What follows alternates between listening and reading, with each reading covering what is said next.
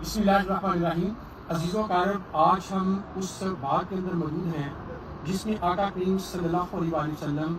طائف کے اس واقعہ کے بعد تشریف لائے اور اس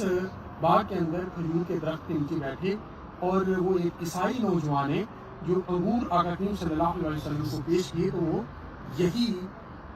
باغ تھا۔ عزیزوں کارب، حضرت عائشہ صدیقہ رضی اللہ تعالی عنہ نے آقا کریم صلی اللہ علیہ وآلہ وسلم سے غزوہ احد کے دن پوچھا کہ یا رسول اللہ صلی اللہ علیہ وسلم، کیا آپ کی زندگی میں غزوہ احد سے زیادہ بھی کوئی سخت دن گزرا ہے؟ تو آقا کریم صلی اللہ علیہ وسلم نے جواب فرمایا، ہاں عائشہ، طائف کا دن مجھ پر اس سے بھی زیادہ سخت دن تھا۔ عزیزوں کارب، یہ سخت دن کیوں تھا؟ تھوڑا سا اس کا بیک ڈراپ جاننے کی ضرورت ہے۔ 7 نبوی میں جب آقا کریم صلی اللہ علیہ وآلہ وسلم اللہ کی توحید کا پیغام جو تھا وہ بھرپور طریقے سے لوگوں کو دے رہے تھے، تو اس وقت کے قریش نے آقا کریم صلی اللہ علیہ وآلہ وسلم کا معاشی بائیکاٹ کر دیا اور آپ کو شیب ابی طالب کے اندر مقید کر دیا، اور آپ کے جو عزیز و اقارب تھے انہوں نے آقا کریم صلی اللہ علیہ وسلم کو ڈیفینڈ کرتے ہوئے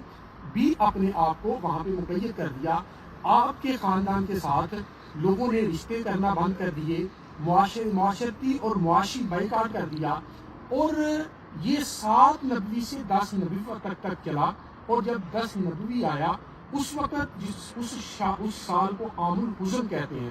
جس سال کے اندر حضرت خدیجہ رضی اللہ تعالی عنہا اور حضرت ابو طالب کی رضی اللہ تعالیٰ عنہ کی وفات ہوئی۔ اب یہ وہ سارے مواقع تھے، لیکن اس کے ساتھ ہی جو معاشی بائیکاٹ تھا وہ ختم ہوا۔ تو آقا کریم صلی اللہ علیہ وآلہ وسلم 3 سالہ مشقت کے بعد، جس کے متعلق آقا کریم صلی اللہ علیہ وسلم نے فرمایا کہ 30 دن مجھ پر اور بلال پر ایسے بھی گزرے کہ جب ہم پر کوئی بھی ایسے کھانے کی چیز میسر نہ تھی جس کو انسان کھا سکے۔ تو اس حالت کے اندر اسلام کا پیغام دینا تھا، تو آقا کریم صلی اللہ علیہ وسلم نے ایک سیکرٹ مشن کے طور پر طائف میں تشریف لائے، اور طائف میں آ کے اللہ کی توحید کا پیغام دینا شروع کر دیا۔ 30 دن تک سیرت کی کتابوں میں آتا ہے کہ آقا کریم صلی اللہ علیہ وسلم نے یہاں پر اللہ کی توحید کا پیغام دیا، لیکن پیپل ٹرنڈ اے ڈیف ایئر، اور انہوں نے آقا کریم صلی اللہ علیہ وسلم کے اس پیغام کو ٹھکرا دیا۔ اب یہ ٹھکرانے کی بنیادی وجہ یہ تھی کہ یہاں پہ لات ٹیمپل تھا، یعنی یہاں کے لوگ جو تھے وہ لات جو بت تھا اس کی پوجا کرتے تھے، اور وہ انڈر امپریشن تھے کہ جس طرح کعبہ شریف کے اندر لوگ جاتے ہیں وہ بھی ان کے ٹیمپل میں آئیں گے، تو ان کو اپنے اس لات جو بت تھا اس کے حوالے سے خطرہ تھا، اس لیے انہوں نے انکار کر دیا۔ جب انہوں نے انکار کر دیا تو آقا کریم صلی اللہ علیہ وسلم کے دل پر ملال گزرا، اور اس وقت کا جو ان کا چیف تھا اس کے پاس گئے اور یہ کہا کہ ٹھیک ہے، تم نے تبلیغ جو میں نے کی، جو توحید کا پیغام دیا، اس پر لبیک تو نہیں کہا، لیکن اس کو ڈسکلوز نہ کیجیے گا، اس کو پبلسائز نہ کیجیے گا، تاکہ میرے قریش کے وہاں کے لوگ میرا مذاق نہ اڑائیں۔ لیکن وہ جو چیف تھا وہ بدتیر تھا، اس نے بجائے اس کے کہ اس بات سے متفق ہوتا، اس نے وہ اس وقت کے ارچنز جو اوباش لڑکے تھے ان کو اکٹھا کیا اور اس کے ہاتھ میں پتھر دے دیے، اور پتھر دے کر لائن میں کھڑا کر دیا، اور ان کو یہ کہا کہ آپ نے آقا کریم صلی اللہ علیہ وسلم کی ٹانگوں پر، گھٹنوں پر اور پاؤں پر ان پتھروں کو پھینکنا ہے۔ آپ اندازہ کریں کہ پتھر جو ہے ایک بلنٹ چیز ہے، اور اس پر کوئی ایسا نہیں، کوئی چھری چاقو نہیں ہے کہ فوری جو ہے وہ خون نکلنا شروع ہو جائے۔ انہوں نے اتنا آقا کریم صلی اللہ علیہ وسلم کو مارا، پتھر مارے، کہ آپ کے پاؤں مبارک سے خون رسنا شروع کر دیا، اور آپ کے غلام حضرت زید بن حارث آپ کو کبھی اس طرف ڈیفینڈ کرتے، کبھی اس طرف ڈیفینڈ کرتے، یہاں تک کہ آقا کریم صلی اللہ علیہ وسلم پر غشی طاری ہو گئی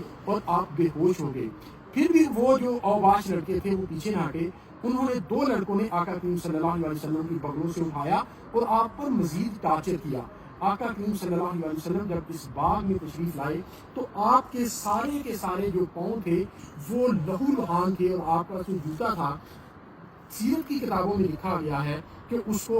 کھرچ کر جو ہے اس خون کو اتارا گیا۔ اب یہاں پر ایک پیغام دینا چاہتا ہوں کہ یہ جو واقعہ ہے، میرا یہ یقین ہے کہ اس کو اگر سلیبس میں پڑھایا جائے تو کوئی بھی جو مسلمان نوجوان ہے یا ایون نان مسلم نوجوان ہے اس کے لیے ایک انسپائریشنل سٹوری ہے، ایک موٹیویشنل جو ہے وہ ایک میسج ہے۔ یہ جو جملے بولے جاتے ہیں انگلش کے اندر کہ life is only generous to those who pursue their destiny,